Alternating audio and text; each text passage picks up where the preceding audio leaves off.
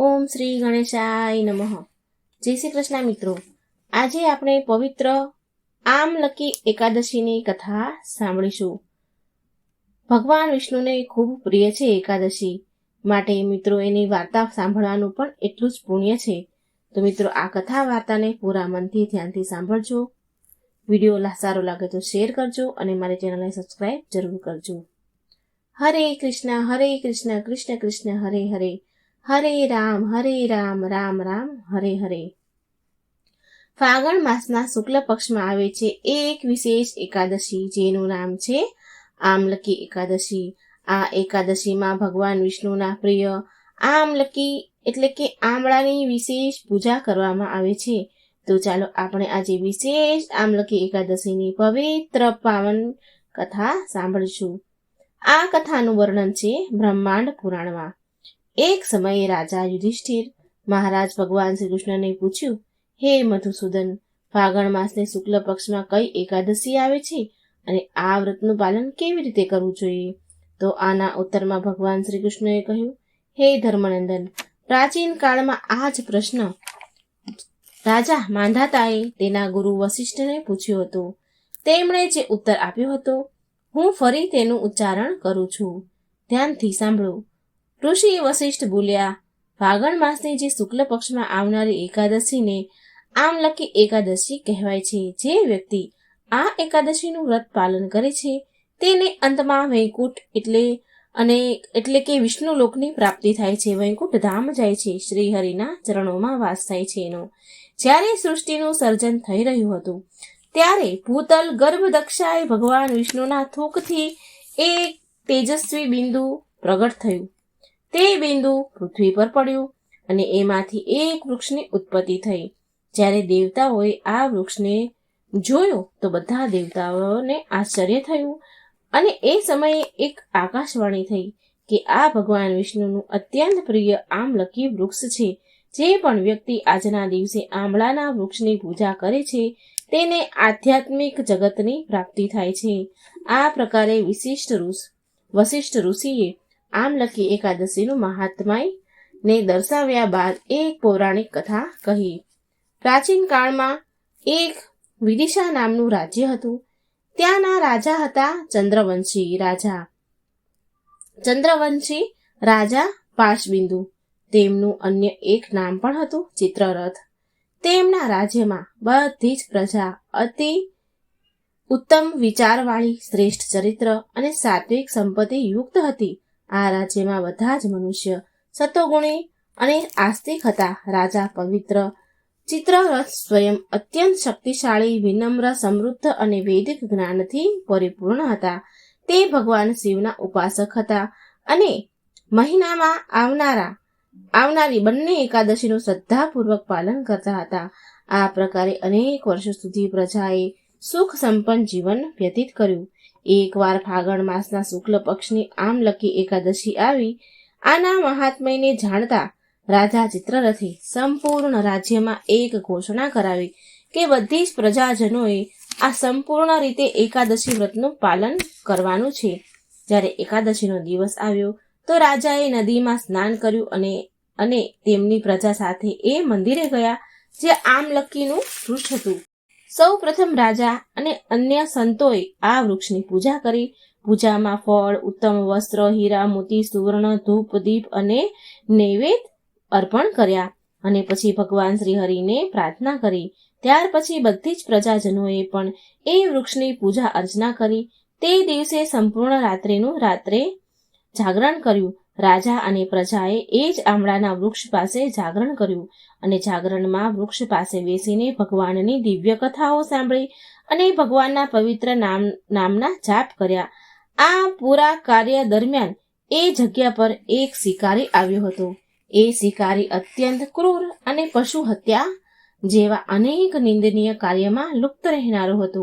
આખા દિવસના થાકના કારણે એ એક ઝાડ પાછળ બેસી ગયો અને આખી રાત એ રાજા અને પ્રજા દ્વારા કરવામાં આવતા વિધિ વિધાનથી જોતો રહ્યો અને હરિકથાને સાંભળતો રહ્યો. તે આખા દિવસનો ભૂખ્યો તરસ્યો જ રહ્યો હતો. જ્યારે સૂર્યોદય થયો તો રાજા અને પ્રજાએ એકાદશી વ્રતના પારણા કર્યા અને એના રાજ્યમાં પાછા આવ્યા. શિકારી પણ તેની ઝૂંપડીમાં ચાલ્યો ગયો. સમયનું ચક્ર તો ચાલતું રહ્યું અને અંતે એક દિવસ શિકારીના જીવનનો અંત સમય આવી ગયો. હવે જુઓ ભગવાનની કરુણાનું એક વધારે પ્રમાણ. એ શિકારીએ તો આ જીવન અનેક પાપ કર્મ કર્યા હતા, પણ માત્ર એણે એકવાર આમલકી એકાદશીના દિવસે અજાણતાપણે જ પણ ભૂખ્યા તરસ્યા રહીને ઉપવાસ કર્યો હતો અને જાગરણ કર્યું હતું અને હરિકથાને સાંભળી હતી. બસ એનું જ ફળ એવું મળ્યું એને કે એના બધા જ પાપ કર્મ નષ્ટ પામી ગયા અને આગળના જન્મમાં માત્ર તેને મનુષ્ય જીવન જ નહીં, પરંતુ એ એક સમૃદ્ધ રાજ્યનો રાજા બન્યો. આ જન્મમાં એણે જ્યોતિ નામના રાજ્યના રાજા વિદુરથના પુત્ર વસુરથના રૂપમાં જન્મ લીધો. તેના પિતાની મૃત્યુ પછી વસુરથ રાજા બન્યા અને તેણે સંપૂર્ણ રાજ્ય પર સુખપૂર્વક રાજ્ય કર્યું. રાજા વસુરથ અત્યંત શક્તિશાળી અને બુદ્ધિમાન શ્રી હરિના પરમ ભક્ત હતા. તે રાજકીય મામલામાં નિપુણ હતા અને સાથે સદાય ભગવાન શ્રી હરિની ભક્તિ સેવામાં લીન રહેનારા હતા. એક દિવસ થયું એવું કે રાજા વસુરથ જંગલમાં માર્ગ ભટકી ગયા. આમ તો તે એના મંત્રીઓ સાથે જ નીકળ્યા હતા, પણ કોઈ કારણોવશ એ આગળ નીકળી ગયા, પણ કોઈ કારણવશ તેના મંત્રીઓથી અલગ થઈ ગયા અને રસ્તો ભટકી ગયા. પછી કોઈ બીજી દિશામાં ચાલ્યા ગયા. હવે તો સંધ્યા થવાની હતી, તો રાજાને બહુ ભૂખ તરસ અને અત્યંત થાક લાગ્યો હતો, માટે તે એક વૃક્ષ નીચે આરામ કરવા માટે સૂઈ ગયા. જેવી જ તેની આંખ લાગી કે એ જ ક્ષણે અમુક આદિવાસી શત્રુ ત્યાં આવી પહોંચ્યા અને રાજાને મારવાની યોજના બનાવવા લાગ્યા. પછી તેમણે એક પછી એક રાજા પર અસ્ત્રનો પ્રહાર કરવાનો શરૂ કર્યો. પણ આશ્ચર્યની વાત તો એ હતી કે આદિવાસીના એક પણ શસ્ત્ર અસ્ત્ર રાજાને સ્પર્શ પણ ન કરી શક્યા. એ જોઈને અત્યંત હેરાન થયેલ આદિવાસી શત્રુ એ વિચાર કરી રહ્યા હતા, તો એટલામાં તો રાજાના શરીરમાંથી દેવી સમાન એક સ્ત્રી પ્રગટ થઈ. તે સ્ત્રી અત્યંત સુંદર અને વીજળીની જેમ તેજમય ચમકી રહી હતી અને સાથે અતિ વધારે ક્રોધમાં પણ હતી. એણે એ જ ક્ષણે તેના પ્રજ્વલિત ચક્રથી એ બધા જ આદિવાસીનો સંહાર કરી દીધો અને તરત અદ્રશ્ય થઈ ગઈ. અને એવામાં થોડી વારમાં રાજા વસુરથની આંખ ખુલી ગઈ, તો તેણે જોયું કે ત્યાં તેના આદિવાસી શત્રુ જમીન પર પડેલા હતા. રાજા વિચાર કરવા લાગ્યા, અરે કોણ મારી રક્ષા કરી ગયું હશે?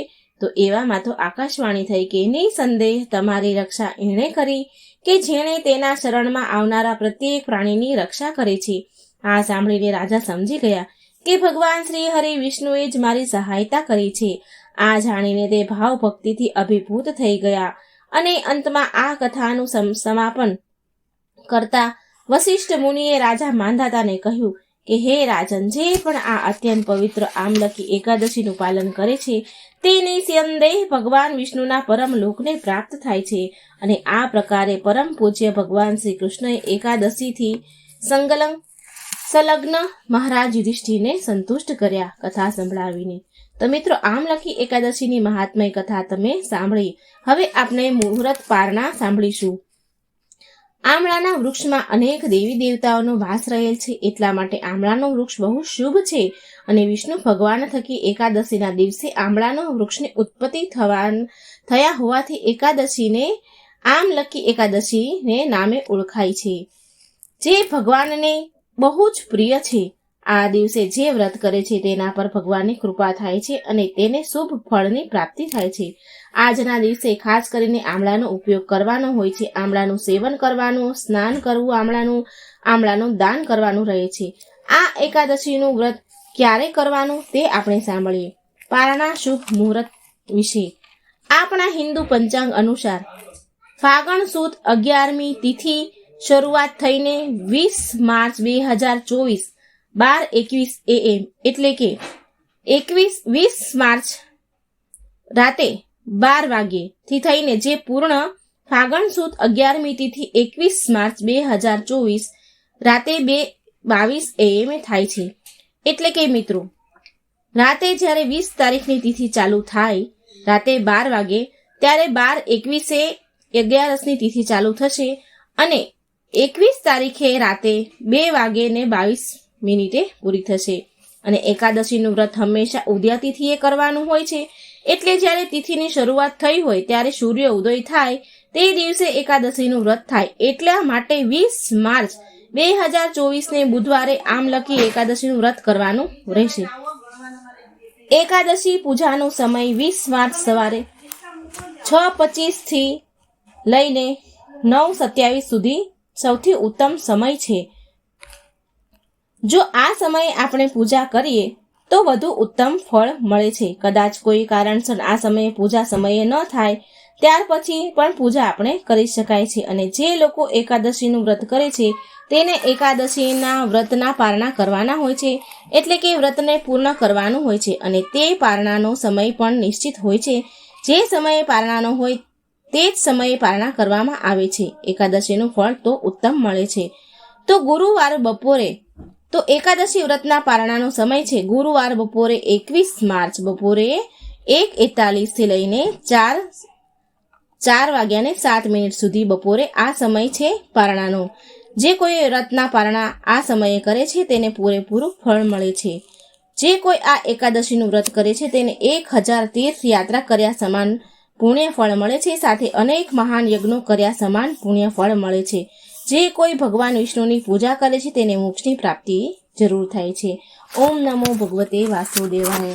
જો મિત્રો આ એકાદશી વ્રતની કથા સારી લાગે તો વિડીયો લાઇક કરજો, શેર કરજો અને મારી ચેનલને સબસ્ક્રાઇબ જરૂર કરજો. કમેન્ટ બોક્સમાં ભગવાનનું નામ પણ જરૂર લખજો. જય શ્રી કૃષ્ણ. રાધે રાધે. Thank you.